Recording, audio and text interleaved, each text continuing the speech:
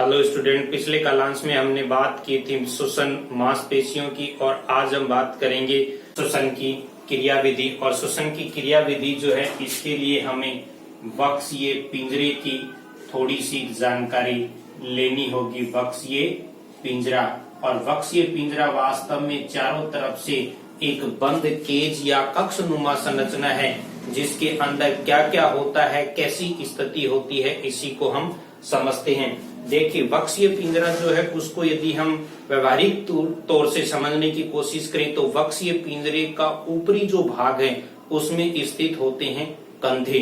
निचले भाग में जस्ट पीछे हमने पढ़ा है डायफ्राम होता है, यहाँ देह हुआ के मध्य में। तो छत बनी होती है कंधों की, फर्श बना होता है डायफ्राम का। पार्श्व में यहाँ पर पाई जाती हैं पसलियां और जस्ट पीछे पृष्ठ सतह पर पाई जाती है रीढ़ की हड्डी या मेरुदंड, और अधर सतह पर इन पसलियों के जुड़ने के लिए पाई जाती है स्टर्नम या उरोस्थी। अर्थात हम यदि इस वक्षीय पिंजरे को पूरे को समझना चाहें इस प्रकार से तो देखिए, वक्षीय पिंजरे के अंदर नीचे यहाँ पाया जाता है फर्श में डायफ्राम। ऊपर की जो स्थिति है ये इस स्थिति में पाए जाते हैं कंधे और गर्दन।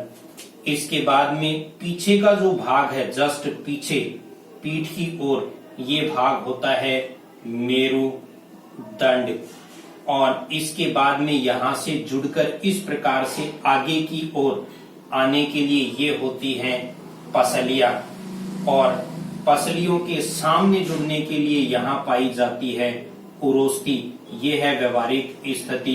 अर्थात हम कहें तो देखिए, सामने मेरे यहाँ उरोस्थी है, जस्ट इसके पीछे रीढ़ की हड्डी है, ऊपर कंधे हैं, नीचे मध्यपट है और पीछे मेरुदंड से उरोस्थी के मध्य पाई जाती हैं बगल में यहाँ पर पसलियां।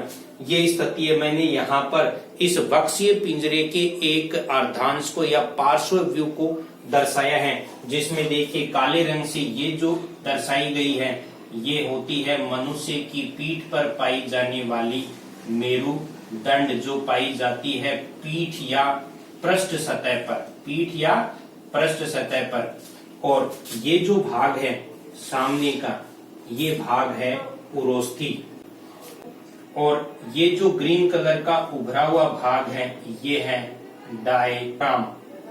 और मेरुदंड से उरोस्थी के मध्य ये जो ब्लू कलर में दिखाई है ये होती है पसलियां। ये इस वक्षीय पिंजरे की बनावट है। अब कार्य विधि क्या है? देखिए, कार्य विधि के लिए हमने बात की थी कि ये मध्यपट और अंतराप्रसूत पेशियां मिलकर सांस लेने की या श्वसन की इस प्रक्रिया को ऑपरेट करती हैं। तो ऑपरेट करने के इस कार्य को हम दो चरणों में पढ़ेंगे, जिसमें पहला जो चरण है उसे कहा जाता है निःश्वसन। निःश्वसन का मतलब होता है बाह्य वातावरण से श्वास लेना, और दूसरा जो भाग है वो है उच्छ्वसन, अर्थात फेफड़ों में भरी गई वायु को बाह्य वातावरण में वापस त्यागना। और प्रत्येक जो क्रिया है इस क्रिया के भी दो चरण होते हैं, अर्थात निःश्वसन भी 2 चरणों में पूरा होता है और उच्छ्वसन भी 2 चरणों में पूरा होता है। तो पहले बात करते हैं निःश्वसन की। देखिए, ये जो स्थिति है मेरुदंड, उरोस्थी, पसलियां और डायफ्राम, ये एकदम शिथिल या निष्क्रिय स्थिति है। जब हमें सांस लेना है तो सबसे पहला जो परिवर्तन होगा वो इस डायफ्राम में होगा। डायफ्राम देखिए क्या था, गुंबदाकार आकृति की रेखित पेशियों से बनी हुई संरचना है जो कि देह हुआ के मध्य पृथककारी है। अब सबसे पहले जब हमें सांस लेना है तो ये डायफ्राम जो है वो अपनी इस गुंबदाकार स्थिति से और इस प्रकार से एक समतल स्थिति में आने का प्रयास करता है, क्योंकि पेशियों का बना हुआ है तो धीरे धीरे इसकी पेशियां संकुचित होती हैं। तो जो निष्क्रिय स्थिति थी वो सक्रिय होती रही, ये सीधा हो जाता है। और जब ये सीधा होगा तो ये उरोस्थी का जो भाग है ये इसी से जुड़ा हुआ है, तो उरोस्थी क्या होगी, बाहर की ओर निकलेगी। और उसी समय ये जो प्रसुप्त पेशियां हैं ये अपना कार्य स्टार्ट कर देंगी। तो यहाँ पर हम कार्य को लिखते जाते हैं। देखिए यहाँ कार्य क्या हुआ, निःश्वसन के प्रारंभ में सबसे पहला परिवर्तन दर्शाया डायफ्राम ने। डायफ्राम जो था उसकी स्थिति गुंबदाकार से हो गई है समतल, ये पहला परिवर्तन हुआ। जब स्थिति समतल हो रही थी उसी समय ये जो पेशियां हैं जो पसलियों के मध्य पाई जाती हैं, जिनको कि प्रसुप्त पेशियां कहते हैं, इन प्रसुप्त पेशियों का ये जो प्रथम भाग है बाह्य अंतरा प्रसुप्त पेशियां, ये सक्रिय होती हैं। और जब ये सक्रिय होती हैं तो ये संकुचित होती हैं। संकुचित होने के क्रम में ये बाह्य प्रसुप्त पेशियां उरोस्थि को और पसलियों को खींचकर बाहर की ओर लेके जाती हैं और इसका परिवर्तन ये होगा, ये अपनी उस समय के लिए बाहर की ओर उभरकर इस स्थिति में आ जाएगी। ये उभर कर आएगी तो यहाँ से ये भी उभरकर बाहर की ओर चला जाएगा। अर्थात ये तो थी निष्क्रिय या मूल स्थिति इनकी, और जैसे ही डायफ्राम संकुचित हुआ, बाह्य प्रसुप्त पेशियां संकुचित हुई, तो ये खींचकर इस स्थिति में आ जाती है। इस स्थिति में आ गई। अब इस स्थिति में आने पर देखिए ये जो पसलियां थी, इन पसलियों की भी अस्थायी स्थिति इस प्रकार से चेंज हो गई।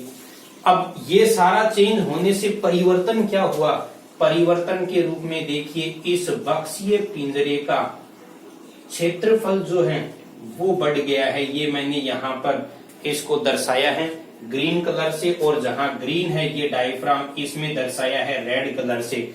इस पूरे में देखिए बक्सीय पिंजरे का आयतन जो है वो बढ़ गया, क्षेत्रफल, दोनों ही चीजें बढ़ गई, क्षेत्रफल और आयतन बढ़ा है। और क्षेत्रफल और आयतन बढ़ा है तो यहाँ भूगोल और भौतिक विज्ञान का एक सिद्धांत लगेगा। देखिए दाब का सूत्र होता है P बराबर F/A।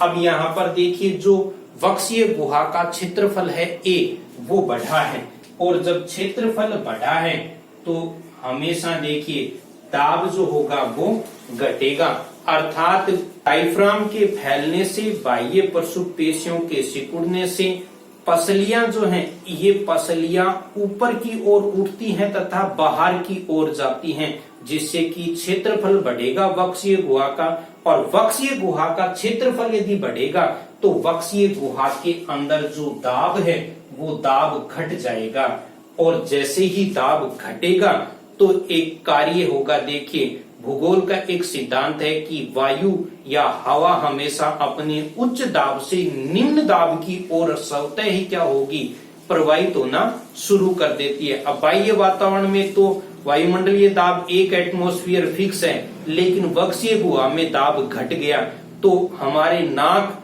नासा मार्ग और पूरा का पूरा श्वसन वृक्ष जो है वो फेफड़ों से लेके और वायुमंडल की वायु तक एक अटूट वायु की स्तंभ बना हुआ है, और उस स्तंभ के अंदर एक सिरे पर जैसे ही दाब घटता है तो दूसरे सिरे से वायु खींचकर वहां पहुंचने का प्रयास करती है, जिससे इस वक्सीय पिंजरे के अंदर वायु जो है वो नाक और नासिका मार्ग से, श्वसन वृक्ष से होती हुई सीधी फेफड़ों में प्रवेश कर जाती है। अर्थात यहाँ दाब का घटना जो है इसके कारण से बाह्य वातावरण से वायु खींचती है और वायु खींचकर सीधी पहुंच जाती है फेफड़ों में। तो वायु पहुंच गई है कहां पर, फेफड़ों में। हमें निःश्वसन की इस प्रक्रिया में यही चीज समझनी थी कि वायु अंदर प्रवेश करती कैसे है। अब देखिए दूसरे प्रक्रम की बात करते हैं, उच्च वसन की। उच्च वसन अर्थात फेफड़ों में भरी हुई वायु को बाहर निकालना, और इस दौरान देखिए क्या कार्य होता है, आपने बाहर से वायु को अंदर भर दिया, भरने से वापस बाहर निकालेंगे, उसके बीच का जो समय अंतराल है उसके अंदर वायु जाकर लास्ट में कुपिका में भरती है। कुपिका की जो दीवारें होती हैं उन दीवारों के अंदर रक्त वाहिनियां होती हैं, और वो रक्त वाहिनियां जो हैं वो किस प्रकार से होती हैं। देखिए, ये एक कूपिका है और इस कूपिका की दीवार के अंदर ये एक रक्त वाहिनी है और इस रक्त वाहिनी की बात करें तो इस रक्त वाहिनी के अंदर CO2 की मात्रा अधिक है और कूपिका के अंदर भरी हुई जो वायु है उसके अंदर O2 की मात्रा अधिक है। तो यहाँ पर सामान्य परासरण की विधि से देखिए, ऑक्सीजन जो है वो तो रुधिर में आ जाएगी और रुधिर से CO2 कूपिका के अंदर चली जाएगी और इस समय अंतराल के बाद में होती है ये उच्च वसन की क्रिया। अब देखिए, उच्च वसन की क्रिया में क्या होता था, जितने कार्य यहाँ हुए हैं उसके विपरीत कार्य होते हैं। यहाँ शुरुआत हुई थी डायफ्राम के गुंबदाकार से समतल होने से। तो डायफ्राम जो है वो जब संकुचित होती है पसलियां तब तो समतल होता है। अब वो पसलियां क्या हो गई, शिथिल हो गई है और पसलियां जब शिथिल होती हैं तो यहाँ पर इस वक्षीय पिंजरे के वजन के कारण से स्वतः ही अपनी पूर्व स्थिति में जाने की कोशिश होती है, क्योंकि पेशियां आल और ननके से दांत पर कार्य करती हैं तो संपूर्ण कार्य करती है, नहीं करती हैं तो नन कार्य करती हैं। फिर बाह्य अंतराप्रसूप पेशियां संकुचित हुई थी तो वक्षीय पिंजरा बाहर की ओर ऊपर की ओर खींचा था। जिस प्रकार से हम सांस लेते हैं तो इसमें पसलियां ऊपर भी उठती हैं और बाहर की तरफ भी जाती हैं। ये बाह्य अंतराप्रसूप पेशियों के कारण से हुआ था। ये बाह्य अंतराप्रसूप पेशियां भी शिथिल हो जाती हैं। डायफ्राम की पेशियां भी शिथिल, बाह्य अंतराप्रसूप पेशियां भी शिथिल, जिससे इस वक्षीय पिंजरे के वजन और भार के कारण से वापस ये धीरे धीरे अपनी पूर्व स्थिति में लौटता है। देखिए, सामान्य श्वसन की दशा में यहाँ पर ये अंतः अंतराप्रसूप पेशियां कार्य नहीं करती हैं। उच्च वसन एक निष्क्रिय क्रिया है, लेकिन जब भौतिक कार्य किया जाता है, परिश्रम करते हैं, उस समय ये अंतः अंतराप्रसूप पेशियां कार्य करती हैं, अर्थात यहाँ पर इसके विपरीत कार्य होता है। तो उच्च वसन के दो भाग हैं। एक सामान्य उच्च वसन होता है जब व्यक्ति कोई भौतिक कार्य नहीं करता है, तो वो एक निष्क्रिय क्रिया है। तो यहाँ पर ये भी समझने की चीज है कि उच्च वसन जो है वो एक निष्क्रिय क्रिया है। इसमें किसी भी प्रकार की कोई पेशी कार्य नहीं करती है, केवल डायफ्राम और बाह्य अंतराप्रसूप पेशियां शिथिल हो जाती है। और निःश्वसन जो है वो एक सक्रिय क्रिया थी। इसके अंदर डायफ्राम की भी पेशियां कार्य करती हैं और बाह्य अंतराप्रसूप पेशियां भी करती हैं।